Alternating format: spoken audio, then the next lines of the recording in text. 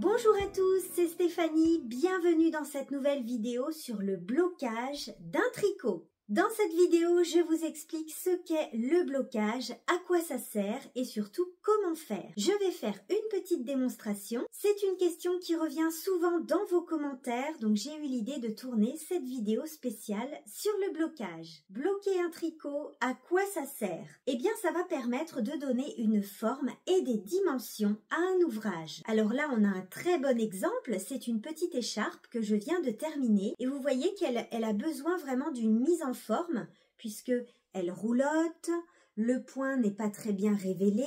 Vous voyez, je peux pas la porter comme ça. Je pourrais, mais c'est pas très joli. Donc vous allez voir dans la démonstration, cette petite écharpe, on va la laver, on va bien l'essorer et puis ensuite on va la laisser sécher à plat en lui donnant une belle forme et des dimensions.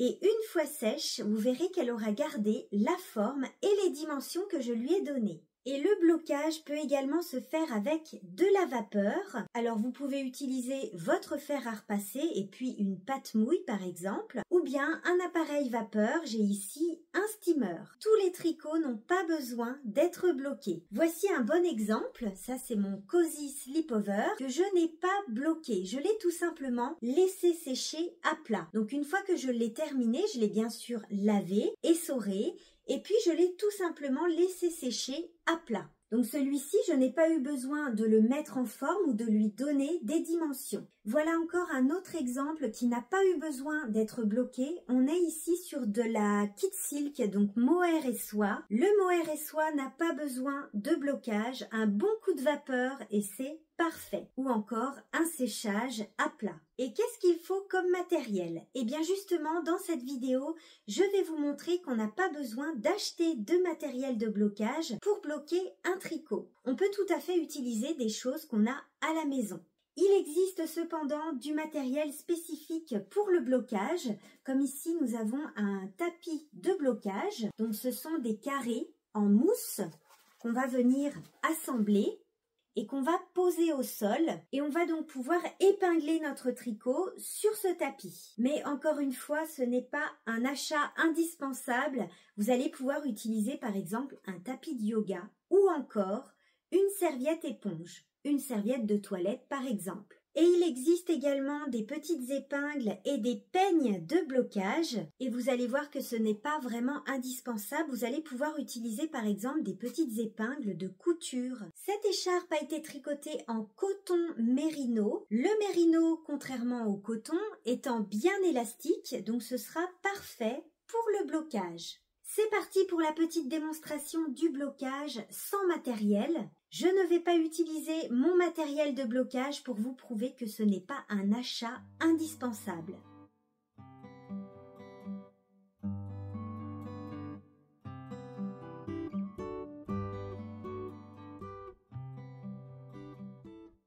Ensuite, je vais essorer mon écharpe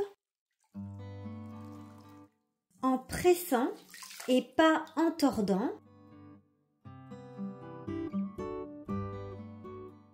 Et puis on va le placer sur une serviette. Et ensuite on va rouler la serviette. Et on va bien appuyer pour enlever un maximum d'eau. Pour l'essorage, vous pouvez également placer votre tricot dans un filet et l'essorer à la machine. Ça y est, mon écharpe est lavée et bien essorée. Je vais donc la placer sur ma serviette, bien à plat, en lui donnant la forme souhaitée. Vous voyez qu'ici, moi, j'ai une petite pointe sur mon écharpe.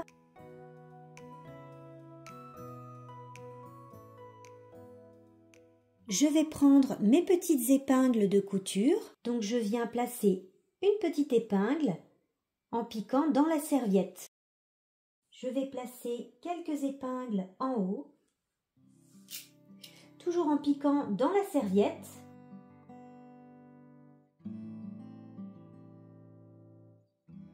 Vous voyez, rien qu'avec des serviettes et puis des petites épingles pour la couture, on peut tout à fait bloquer un ouvrage, un pull, une écharpe, un gilet, etc.